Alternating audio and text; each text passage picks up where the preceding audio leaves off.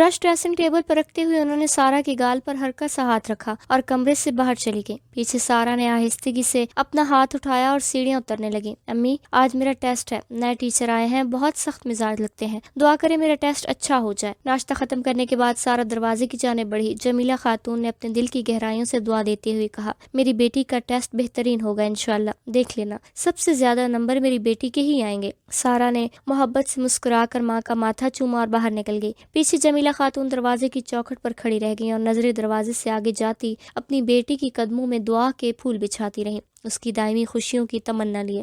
سارا اپنی پہلی 2 کلاسز لے چکی تھی۔ اب تمام طلبہ نئے ICT کے استاد کا انتظار کر رہے تھے جنہوں نے آج پہلا لیکچر دینا اور ساتھ ہی ٹیسٹ بھی لینا تھا۔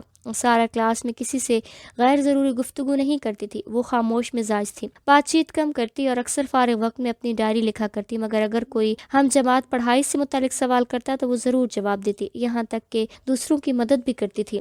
آج بھی کچھ طلباء آپس میں گپ شپ میں مصروف تھے اور کچھ جلدی ٹیسٹ کی تیاری کر رہے تھے۔ اچانک کلاس روم کا دروازہ کھلا اور ایک نوجوان استاد سیاہ جینز اور اوپر سے کالی لیدر جیکٹ میں ملبوس اندر داخل ہوا۔ تمام طلباء احتراماً کھڑے ہو گئے، لیکن ان کے چہرے پر حیرت کا رنگ بھی نمایاں تھا، خصوصاً لڑکیاں جو اس کی پرکشش شخصیت سے بے ساختہ متاثر ہو گئیں۔ سارا بھی دیگر طلباء کے ساتھ کھڑی ہوئی، مگر اس کی نظر ابھی نئے استاد پر نہیں پڑی تھی۔ سٹ ڈاؤن پلیز، وہ آواز پگھلی ہوئی سیسی کی طرح اس کے کانوں میں پڑی۔ سارا جیسے پتھر کی ہو گئی۔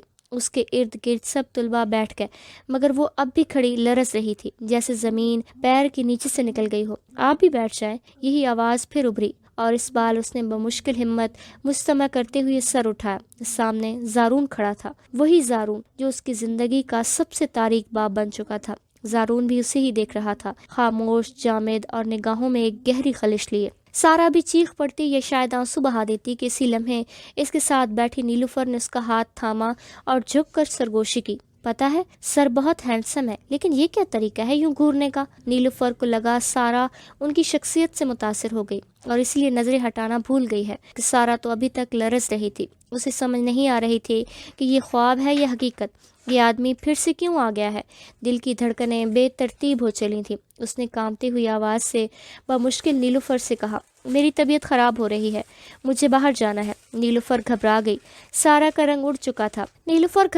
سارا کا رنگ اڑ چکا تھا۔ سر، میری فرینڈ کی طبیعت بہت خراب ہے، کیا وہ کلاس سے باہر جا سکتی ہیں؟ نیلوفر فوراً کھڑی ہو کر رہی۔ زارون اب بھی سارا کو ہی دیکھ رہا تھا، لیکن اس کا سوال نیلوفر سے تھا۔ کیا ہوا ہے آپ کی فرینڈ کو؟ تمام طلباء مڑ کر سارا کو دیکھنے لگے۔ نظروں کے اس بوجھ نے سارا کو مزید بے چین کر دیا۔ سر، انہیں سفوکیشن ہو رہی ہے، چکر بھی آ رہے ہیں۔ زارون نے نیلوفر کو بیٹھنے کا اشارہ کیا اور ہلکی طنزیہ مسکراہٹ سے بولا، جی، جب ٹیسٹ کی تیاری نہ ہو تو سفوکیشن بھی ہوتی ہے اور چکر بھی آتے ہیں۔ تمام کلاس قہقہہ مار کر ہنسنے لگی۔ سارا نے غصے سے زارون کی طرف دیکھا، وہ اب بھی اسے ہی دیکھ رہا تھا۔ نیلوفر کو زارون کی بات بری لگی، وہ جانتی تھی کہ سارا کلاس کی سب سے قابل طلبہ ہے۔ زارون بخوبی جانتا تھا کہ سارا اس کی موجودگی پر رد عمل ضرور دے گی۔ اس نے اندازہ لگایا تھا کہ شاید وہ چیخ پڑے گی، چیخیں مارے گی، یا ممکن ہے بے ہوش ہو جائے، مگر سارا نے جس حوصلے اور خاموشی سے خود کو سنبھالا وہ زارون کے لیے حیرت کا باعث تھا۔ اس نے ماحول کو نارمل رکھنے کے لیے طلباء کو ٹیسٹ کے لیے ترتیب سے بیٹھنے کی ہدایت دی۔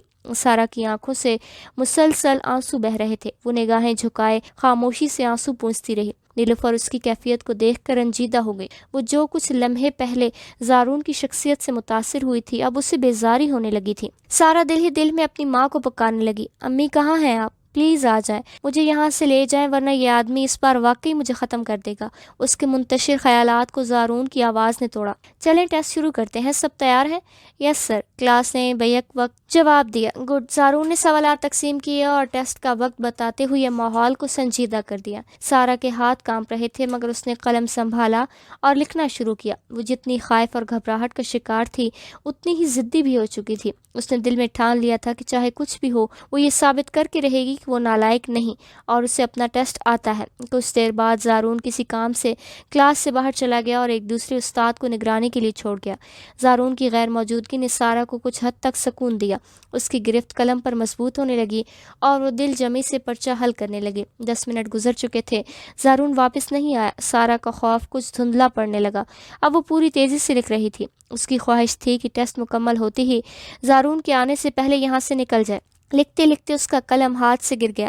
وہ جھکنے ہی والی تھی کہ کسی نے اس کے پرچے پر خاموشی سے ایک قلم رکھ دیا۔ اس نے بنا دیکھے قلم اٹھایا اور لکھنا جاری رکھا۔ لیکن اسے محسوس ہوا کہ کوئی اس کے عین سر پر کھڑا ہے۔ پرچہ مکمل کرنے کے بعد جب اس نے شکریہ ادا کرنے کے لیے سر اٹھایا تو سانس جیسے رک گئی۔ وہ زارون تھا، اس کا چہرہ اس کی آنکھوں کے بالکل سامنے، اتنے قریب کہ ماضی کا ہر لمحہ آنکھوں کے سامنے گھومنے لگا۔ آنسو بے قابو ہو کر بہنے لگے، اس کے ہاتھ کانپنے لگے۔ زارون نے اس کی حالت دیکھی تو اضطراب اس کے چہرے پر بھی نمایاں ہو گیا۔ اگر آپ کی طبیعت خراب ہے تو آپ باہر جا سکتی ہیں۔ زارون نے اس کا پیپر اٹھایا اور پانی کی بوتل اس کے سامنے رکھی۔ سارا کچھ کہے بغیر فوراً کلاس سے باہر کی طرف بھاگی، لیکن اس کے قدم اس کا ساتھ نہ دے سکے۔ کلاس روم کے دروازے پر ہی وہ لڑکھڑائی اور بے ہوش ہو کر زمین پر گر پڑی۔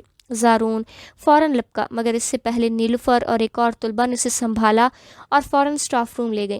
زارون لبوں کو سختی سے بھینچ کر وہاں کھڑا ہو گیا۔ جیسے ہی سارا گھر میں داخل ہوئی، جمیلہ بیگم کا دل دھڑکنا بند ہونے لگا۔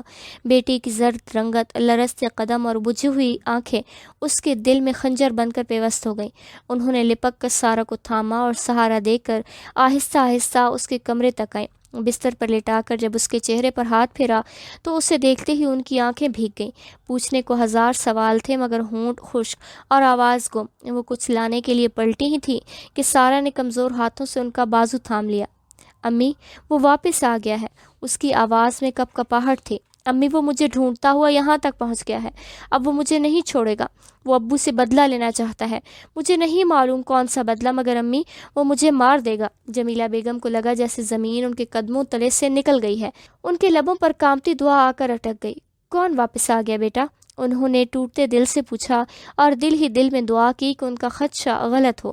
امی، وہی جس نے میری زندگی برباد کی۔ اس کا نام زارون ہے اور وہ اب ہمارا ICT کا نیا استاد ہے۔ سارا کی آواز ہچکیوں میں تبدیل ہو چکی تھی۔ امی، میں یونیورسٹی نہیں جاؤں گی۔ آپ مجھے کہیں چھپا دیں، میں اب گھر سے باہر نہیں نکلوں گی۔ نہیں امی، میں نہیں جاؤں گی۔ وہ ماں کی گود میں چھپنے کی کوشش کرنے لگی، جیسے کوئی معصوم بچہ خوفناک خواب سے ڈر کر ماں کے دامن میں پناہ لیتا ہے۔ جمیلہ بیگم ساکت تھیں، ان کی آنکھیں دور خلا میں گم تھیں۔ امی، آپ کچھ بول کیوں نہیں رہیں؟ سارا نے ان کے ساکت چہرے کو دیکھا تو جھنجھلا کر پکارا۔ جمیلہ بیگم جیسے کسی گہری سوچ سے باہر آئیں، بیٹی کے آنسو پھومتے ہوئے بولی، نہیں بیٹا، اب تم باہر نہیں جاؤ گی، اب تم میرے پاس رہو گی، گھر میں محفوظ۔ اب میں اس کے سائے کو بھی تم سے دوبارہ نہیں پڑھنے دوں گی۔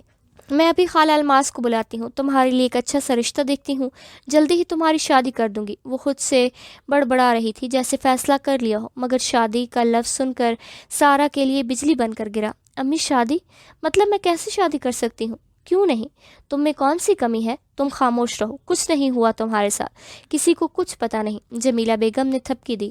امی، سب کو سب پتہ ہے، اور اگر شادی کے بعد بھی وہ شخص مجھ تک پہنچ گیا تو ہم کیا کریں گے؟ سارا نے وہ سوال کر دیا جس کا جواب ان کے پاس بھی نہیں تھا۔ وہ جانتی تھی وہ اب پہلے جیسی نہیں رہی، اب یہ زخم عمر بھر کے لیے اس کی ہستی کا حصہ بن چکے ہیں۔ وہ یہ بھی جانتی تھی کہ وہ کبھی مکمل نہیں ہو سکے گی۔ میں تمہاری شادی اس ملک سے باہر کروں گی، 2-3 رشتے ذہن میں ہیں، ویسے بھی ان عورتوں نے خود مجھے تمہارے بارے میں پوچھا تھا۔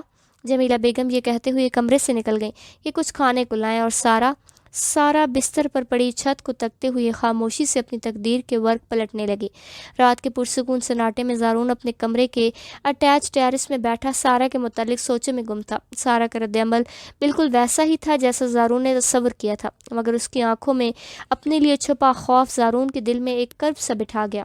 وہ چاہتا تھا کہ سارا سے معافی مانگے، لیکن اس نے غلطی نہیں، گناہ کیا تھا، اور گناہوں کی معافی نہیں ہوتی۔ زارون نے موبائل کی اسکرین پر وقت دیکھا، رات کے 9:10 ہو چکے تھے۔ اس نے قاسم کو کال کی۔ قاسم جو گھر جانے کی تیاری میں تھا، زارون کی کال پر ٹھٹک گیا۔ تھکی سانس لیتے ہوئے بیگ واپس رکھا اور ہلکے قدموں سے اس کے کمرے کی طرف چل پڑا۔ ادھر زارون اپنی الماری کھولی، قاسم کے دروازے پر دستک دینے پر اندر آنے کی اجازت دی اور صوفے پر بیٹھنے کا اشارہ کیا۔ زارون نے ایک فائل اٹھا کر قاسم کے سامنے رکھ دی۔ قاسم نے چونک کر پہلے فائل کو دیکھا، پھر حیرانی سے زارون کی طرف دیکھا۔ یہ کیا ہے؟ قاسم کی آواز میں حیرت کے ساتھ تھکن بھی تھی۔ چیک کر لو، ابھی کے ابھی، زارون نے بے نیازی سے جواب دیا اور ساتھ ہی LED آن کر کے نیٹ فلکس پر فلم لگا دی۔ قاسم نے فائل کو دوبارہ کھولا۔ یہ ICT پارٹ 1 کے ٹیسٹ پیپرز ہیں۔ قاسم نے جیسے سر پیٹ لیا ہو۔ زارون نے ایک نظر اس پر ڈالی اور واپس مووی کی طرف متوجہ ہو گیا۔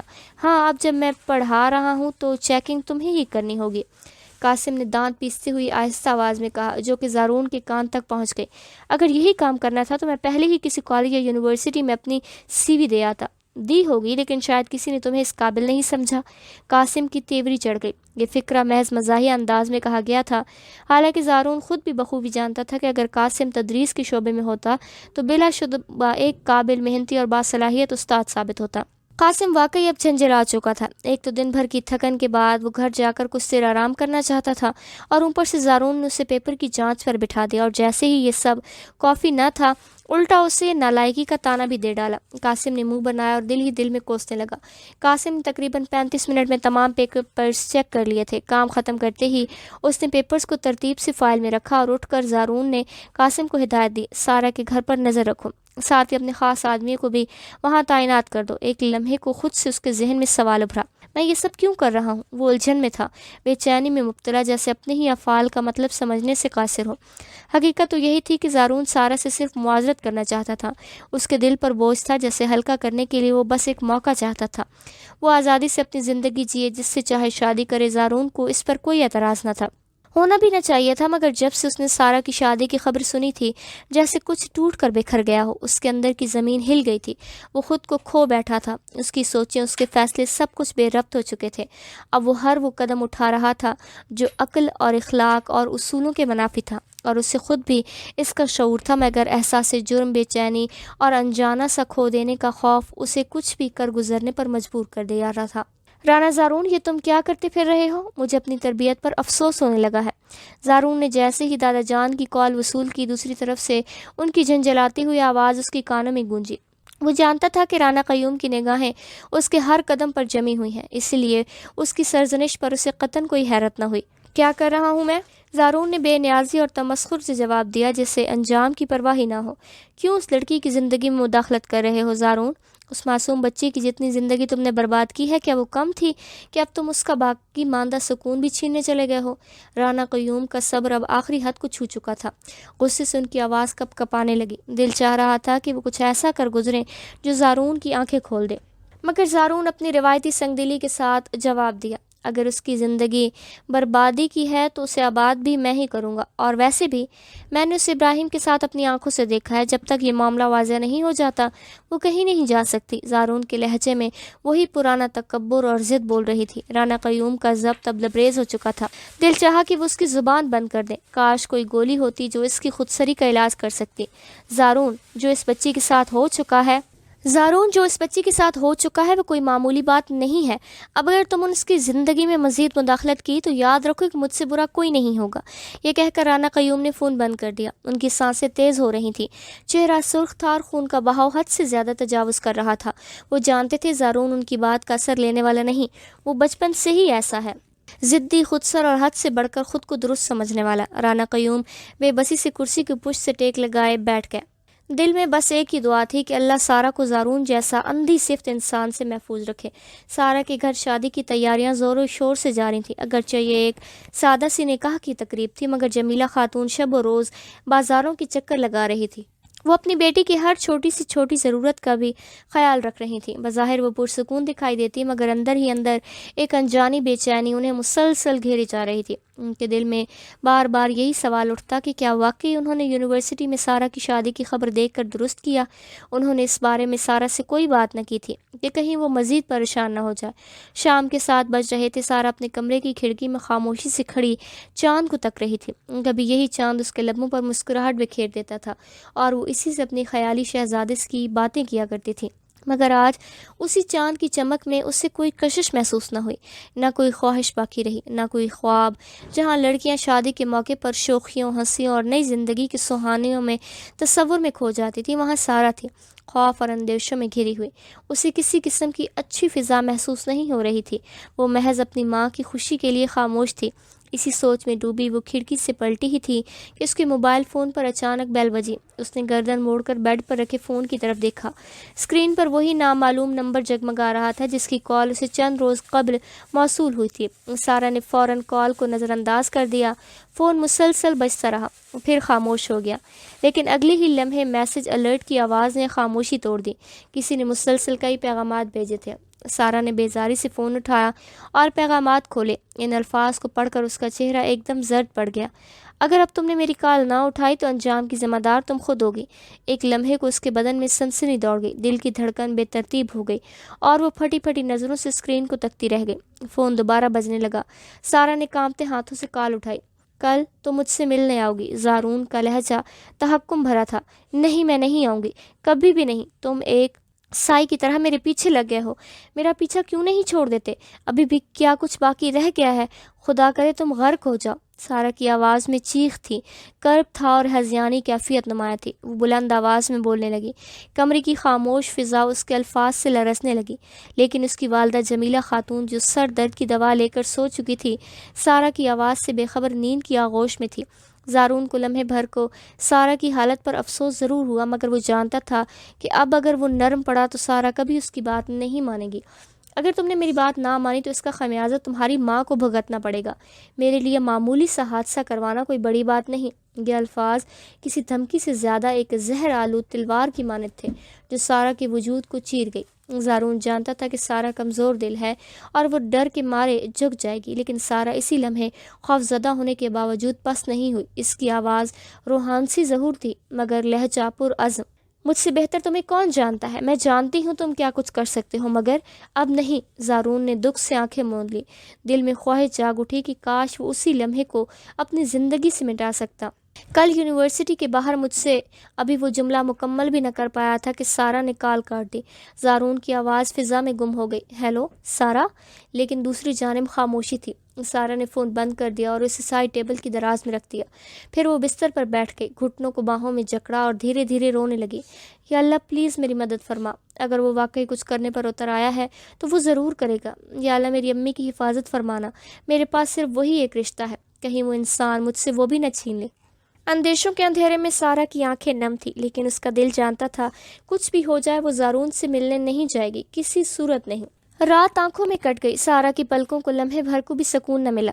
جیسے جیسے سحر قریب آئی، درد سر نے اس کے وجود کو اپنی لپیٹ میں لے لیا۔ وہ دیر تک بستر پر لیٹی رہی، پھر تھکے قدموں سے اٹھی اور نڈھال بدن کے ساتھ شاور لیا۔ کمرے سے نکلی تو سامنے ہی جمیلہ خاتون چادر سنوار رہی تھی، شاید بازار جانے کی تیاری میں تھی۔ سارا کی آنکھوں میں رات کی ہولناک دھمکیاں ابھی بھی لرز رہی تھیں۔ دل میں ایک انجانی بے چینی نے جگہ بنا لی۔ وہ فوراً ماں کے قریب پہنچی۔ امی آپ کہیں جا رہی ہیں؟ اس نے گھبراہٹ چھپاتے ہوئے پوچھا۔ ہاں بیٹا، کچھ ضروری چیزیں لینی ہیں اور تمہارے کپڑے بھی درزی کے ہاں ہیں تو اسے اٹھانے ہیں، جمیلہ خاتون نے مصروف لہجے میں کہا۔ انہیں اندازہ ہی نہ ہوا کہ سارا کا چہرہ زرد پڑ چکا ہے اور لب کانپ رہے ہیں۔ امی آج نہ جائے؟ میرا خیال ہے جتنی خریداری ہو چکی ہے وہی کافی ہے، اب مزید کچھ نہ لے۔ سارا کی آواز میں عجیب التجا چھپی ہوئی تھی۔ ارے بیٹا، ایسا کیسے ہو سکتا ہے؟ ایک ہی تو بیٹی ہے میری، کچھ نہ کچھ تو لینا پڑے گا۔ تم بس دروازہ اچھی طرح بند رکھنا، میں خالہ الماس سے کہہ کر آئی ہوں، وہ تھوڑی تھوڑی دیر بعد چکر لگاتی رہیں گی۔ یہ کہہ کر جمیلہ خاتون نے سارا کی بات سنے بغیر دروازہ کھولا اور تیزی سے گھر سے نکل گئی۔ سارا وہیں دروازے کے قریب کھڑی رہ گئی، آنکھوں سے آنسو خاموشی سے بہنے لگے۔ اسے اپنا جسم تپتا ہوا محسوس ہو رہا تھا، اس کے پاؤں کانپنے لگے اور وہ قریب رکھی کرسی پر بیٹھ گئی۔ دل میں ایک ہی دعا بار بار دھڑکنے لگی، یا اللہ میری امی کی حفاظت فرمانا، یا اللہ میری امی کو اپنے حفظ و امان میں رکھنا۔ وہ آنکھیں بند کرتے لرزتے ہونٹوں سے دعا مانگتی رہی۔ جمیلہ خاتون کو گھر سے گئے خاصی دیر ہو چکی تھی۔ وہ بار بار اپنی ماں کو کال کرتی مگر دوسری طرف خاموشی چھائی ہوئی تھی۔ یہ صورتحال اس کے لیے نئی اور خوفناک تھی، اس سے پہلے کبھی ایسا نہیں ہوا۔ ایک لمحے کو سارا کے دل میں خیال آیا کہ شاید اسے زارون سے مل لینا چاہیے، شاید اس طرح اس کی ماں محفوظ رہ سکتی ہے، مگر اگلی ہی لمحے اس نے یہ سوچ جھٹک دی، وہ کسی صورت ساوارہ انسان سے نہیں ملے گی۔ سورج سر پر آیا، پھر ڈھلا، شام کے سائے گہرے ہو چکے تھے مگر جمیلہ خاتون واپس نہ آئی۔ واپس نہ آئی۔ اب سارا کی حالت قریب تھی کہ چیخیں مار کر رو دے۔ خالہ الماس بھی کچھ دیر پہلے اپنے گھر جا چکی تھی۔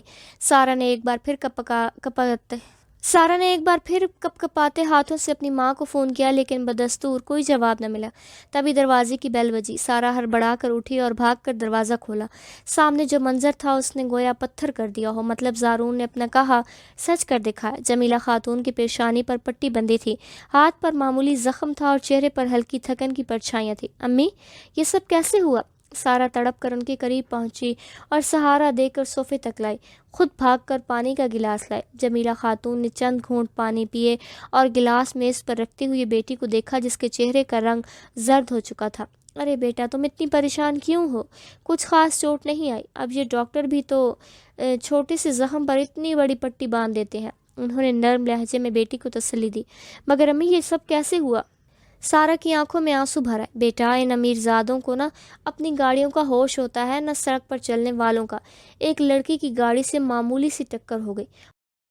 وہ چادر اتار کر ایک طرف رکھ چکی تھی۔ سارا کی بے چینی بدستور قائم تھی۔ امی، آپ مجھے بلوا لیتی، میں صبح سے آپ کو کال کر رہی ہوں، آپ کا نمبر بند آ رہا تھا۔ ارے بیٹا، پریشان نہ ہو، ایک نیک دل لڑکا تھا، اسی نے مجھے ہسپتال پہنچایا، میرے ساتھ رکا بھی، دوائیں بھی لے آیا اور ابھی مجھے گلی کے باہر اتار کر گیا۔ فون تو بیٹری ختم ہونے کی وجہ سے بند ہو گیا تھا، یاد ہی نہیں رہا چارج پر لگانا۔ انہوں نے بیگ سے فون نکال کر سارا کو دیا تاکہ وہ اسے چارج پر لگا دے۔ سارا ماں سے لپٹ کر بچوں کی طرح پھوٹ پھوٹ کر رو دی۔ امی، اگر آپ کو کچھ ہو جاتا تو؟ بس آج کے بعد آپ کہیں نہیں جائیں گی، وعدہ کریں۔ جمیلہ خاتون بیٹی کے انداز محبت پر مسکرا دی۔ ارے میری پاگل بچی، یہ حادثے تو زندگی کا حصہ ہوتے ہیں، اب کیا ان سے ڈر کر ہم گھر میں قید ہو جائیں؟ کافی دیر تک سارا اپنی ماں کے ساتھ لپٹی رہی۔ وہ جان چکی تھی کہ زارون صرف دھمکی دینے تک محدود نہیں تھا، اس کے دل میں ایک خوف بیٹھ چکا تھا، خوف اپنی ماں کو کھونے کا۔ تبھی اس نے ایک فیصلہ کیا، زارون سے ملنے کا فیصلہ۔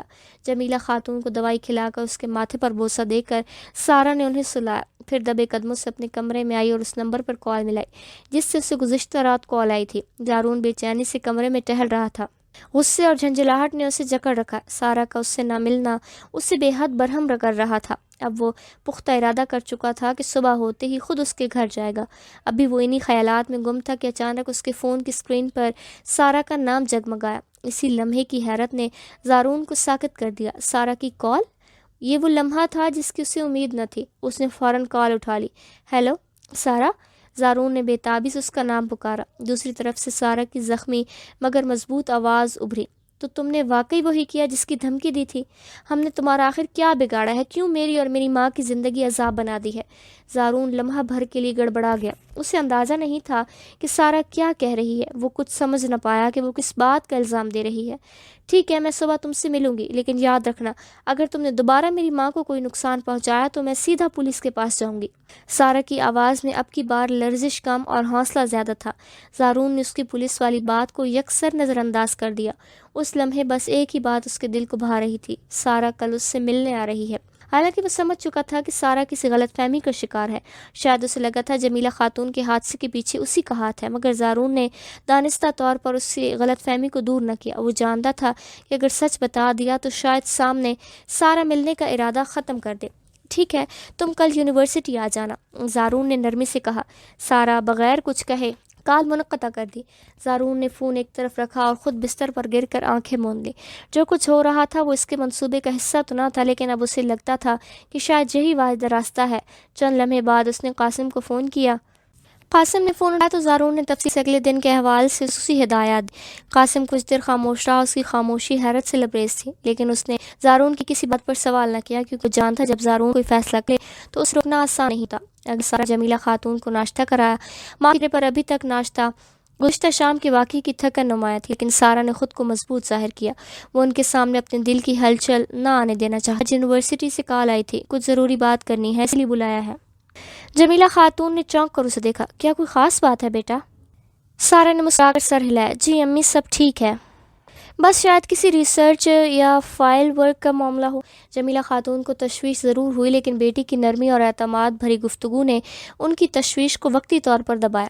اچھا، خیال سے جانا، اور ہاں، واپسی میں رکنا مت، مجھے فکر ہوگی۔ سارا نے اس بات میں سر ہلایا، ان کے ہاتھ تھامے ماتھے پر بوسہ دیا اور کسی کمرے سے باہر نکل گئی۔ یونیورسٹی کی وین نے آنا نہیں تھا، اسی لیے سارا نے رکشے کا انتخاب کیا۔ رکشے میں بیٹھتے ہی اسے عجیب سا خوف محسوس ہوا، جیسے وہ کسی انجانی سمت انجانے طرف بڑھ رہی ہو۔ رکشے کی آواز، سڑکوں کا شور، ہر چیز اسے معمول سے کئی زیادہ بلند لگ رہی تھی۔ دل کی دھڑکنیں بے ترتیب تھیں اور ذہن میں بس ایک ہی خیال گونج رہا تھا، زارون نے مجھے آج پھر اسی وجہ سے بلایا ہے، بس اسی ضد، اسی زبردستی، اسی بے رحمی کی بنا پر۔ سارا کی انگلیاں دوپٹے کا کونا بار بار مروڑ رہی تھیں، دل بے قرار تھا۔ وہ ایک نسبتاً سنسان سڑک سے گزر رہی تھی جب اچانک اس کے رکشے کے سامنے ایک سیاہ رنگ کی پراڈو آ کر رکی۔ سارا کا دل ایک لمحے کو جیسے سینے میں ہی رک گیا۔ گاڑی کا دروازہ کھلا اور زارون اطمینان سے باہر نکلا۔ اس نے خاموشی سے سارا کو اپنی طرف آنے کا اشارہ کیا۔ رکشے والا ایک لمحے کو گڑبڑا سا گیا، جیسے سوچ رہا ہو یہ شخص کون ہے۔ سارا کی حالت تو پہلے ہی نڈھال تھی، اب اور گھبرا گئی۔ زارون نے پیچھے کھڑی گاڑی میں بیٹھے قاسم کو اشارہ کیا۔ وہ فوراً آگے بڑھا اور رکشے والے کو کرایہ تھما دیا۔ سارا کچھ دیر خاموش بیٹھی رہی، جیسے اپنے اندر کی جنگ لڑ رہی ہو، اترے یا نہ اترے۔ اس کا جسم خوف سے کپ کپا رہا تھا، دل کی دھڑکنیں قابو سے باہر تھی، مگر پھر بھی اس نے خود کو مضبوط رکھا۔ کچھ لمحوں کی خاموشی کے بعد اس نے گہرا سانس لیا اور رکشے سے نیچے اتر آئی۔ زارون نے فرنٹ سیٹ کا دروازہ کھولا۔ سارا خاموشی سے آ کر بیٹھ گئی۔ دروازہ بند ہوا اور زارون ڈرائیونگ سیٹ پر آ کر بیٹھ گیا۔ گاڑی نرمی سے چلنے لگی۔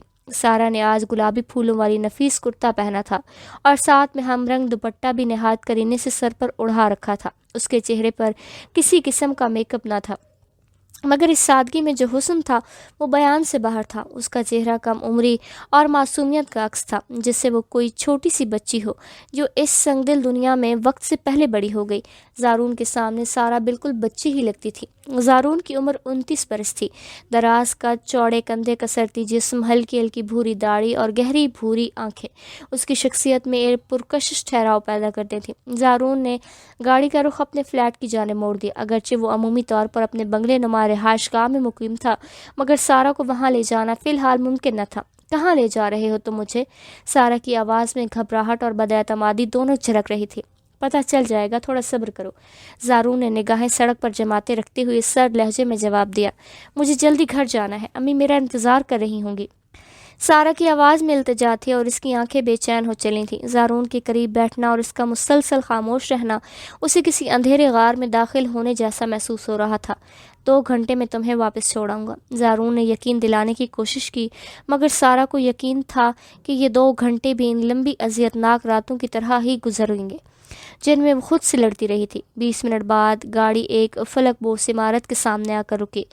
زارون نے گاڑی پارک کی اور سارا کو ساتھ لیے لفٹ کی جانب بڑھا۔ جلد ہی وہ مخصوص منزل پر پہنچ گئے۔ زارون نے چابی سے فلیٹ کا دروازہ کھولا۔ اسی دوران قاسم اور 2 محافظ بھی وہاں پہنچے۔ سر کام ہو گیا ہے۔ قاسم کے لبوں سے ادا ہونے والے یہ الفاظ سارا کے کانوں میں بجلی کی طرح گونجے۔ وہ فوراً متوجہ ہو گئی۔ اس کی ریڑھ کی ہڈی میں سنسنی دوڑ گئی۔ زارون سارا کو لے کر اپنے بیڈ روم میں آیا اور صوفے کی طرف اشارہ کیا۔ بیٹھ جاؤ، مجھے تم سے ایک ضروری بات کرنی ہے۔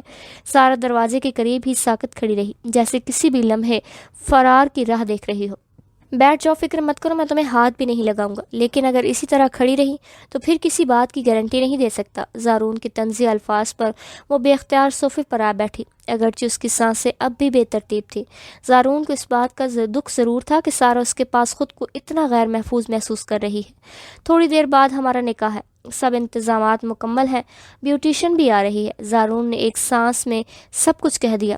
سارا پر گویا آسمان ٹوٹ پڑا۔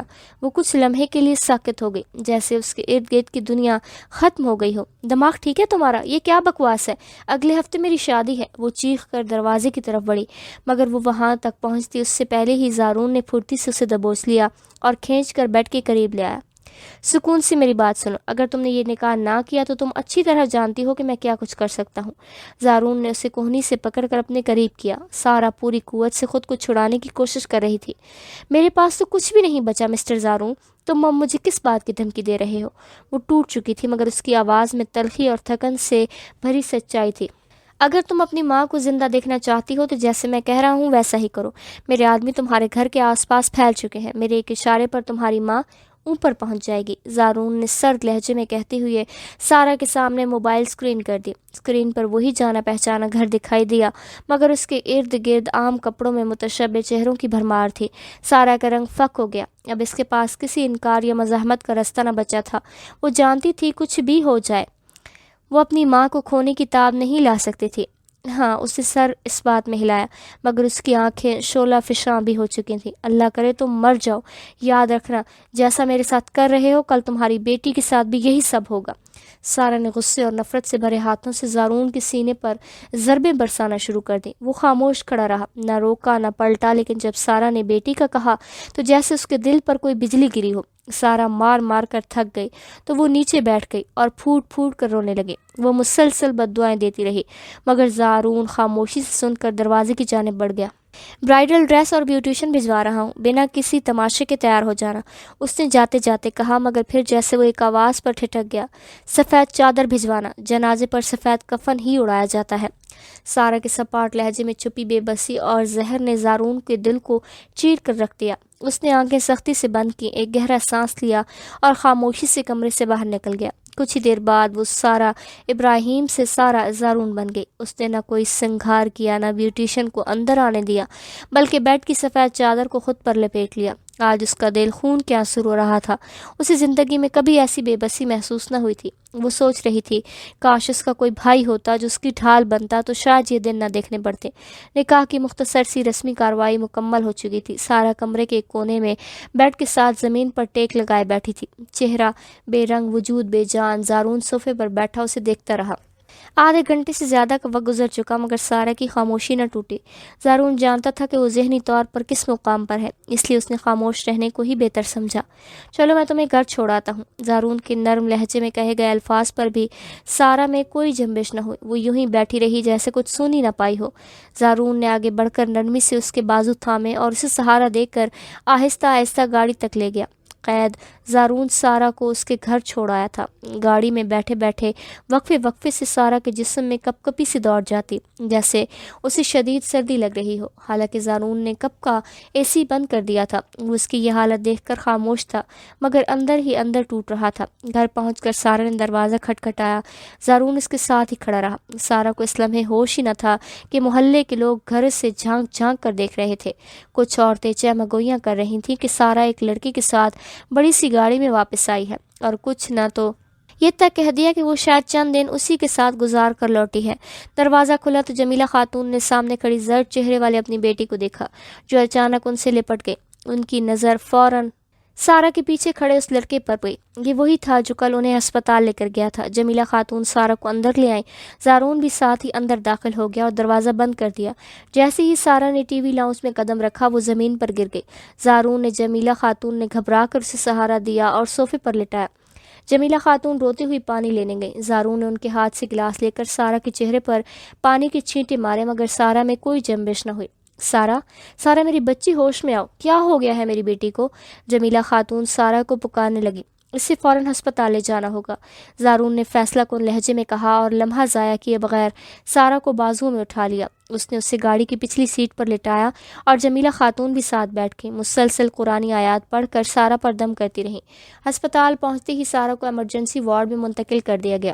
زارون بے چینی سے اسپتال کے کوریڈور میں ٹہلنے لگا، جبکہ جمیلہ خاتون بینچ پر بیٹھ کر نم آنکھوں سے دعائیں کرنے لگی۔ کافی دیر تک وہ زارون کو بے تابی سے ٹہلتا دیکھتی رہی، پھر آہستہ سے اس کے قریب آئی۔ سچ سچ بتاؤ، بات کیا ہے؟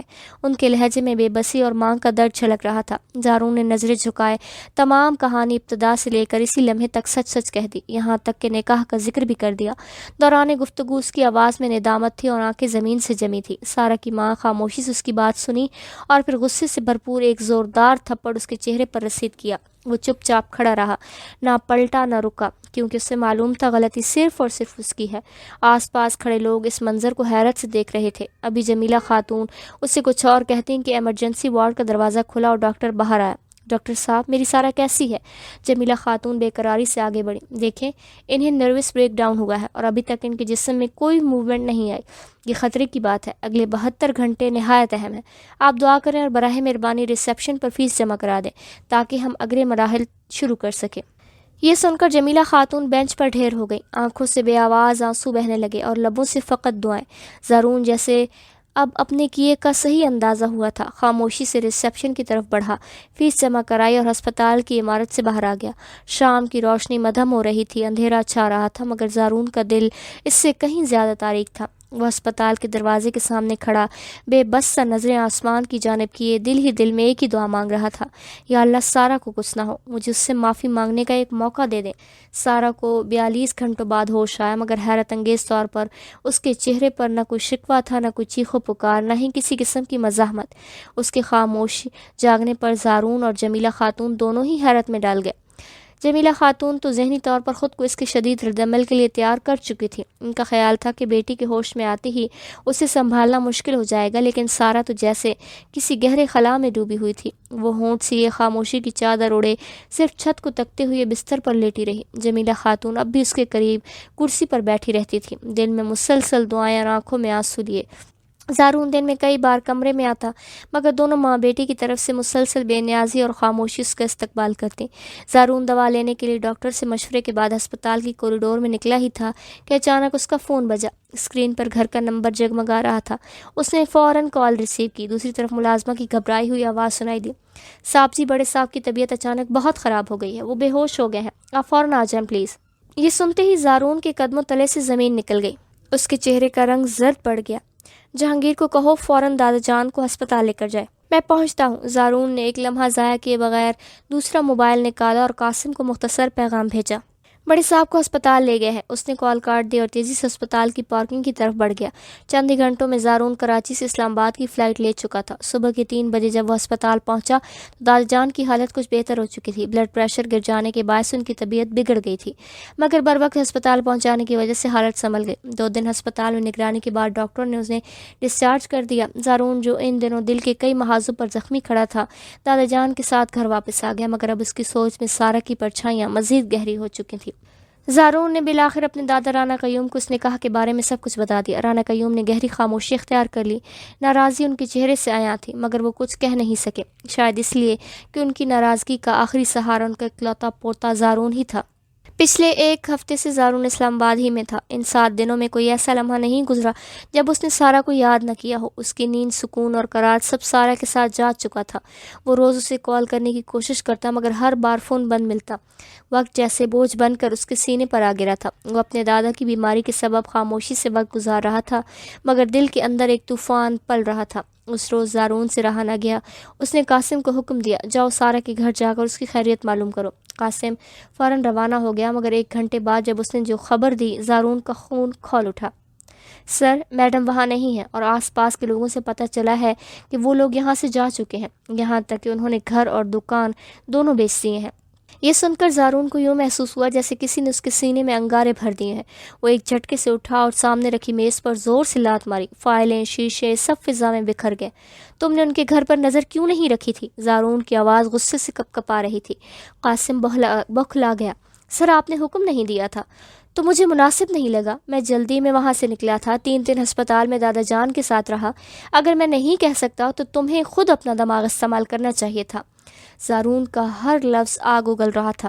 قاسم کو فوراً اپنی کوتاہی کا احساس ہوا۔ معافی چاہتا ہوں سر، میں نے آس پاس سب سے پوچھا ہے، مگر کوئی نہیں جانتا کہ وہ کہاں گئے ہیں۔ زارون نے غصے سے فون بند کیا اور ڈریسنگ ٹیبل پر رکھی تمام چیزوں کو ہاتھ مار کر زمین پر گرا دیا۔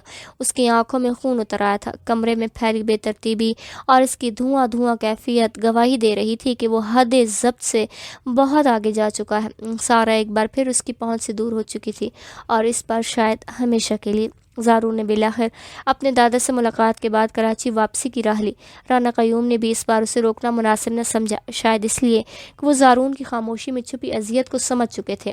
کراچی واپس آ کر زارون نے شہر کا کونا کونا چھان مارا، ہر گلی، ہر محلہ، ہر وہ جگہ جہاں سارا کے ہونے کا کوئی امکان تھا وہ وہاں گیا تھا۔ اندرون ملک، بیرون ملک کی تمام فلائٹس، ٹریول ریکارڈز، ہوٹلز اور حتیٰ کہ رشتہ داروں تک سے معلومات حاصل کی، مگر ہر در بند ملا۔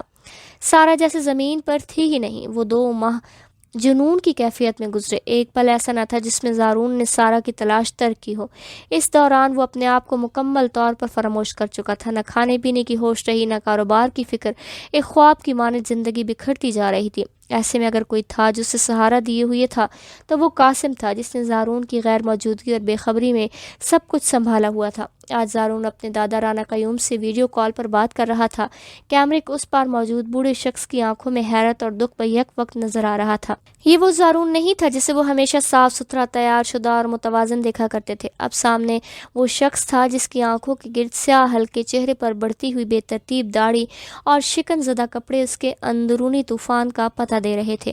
رانا صاحب نے خود کو سنبھالا مگر لہجہ نمی سے خالی نہ رہ سکا۔ واپس آ جاؤ زارون، تمہاری یہ حالت مجھ سے دیکھی نہیں جاتی۔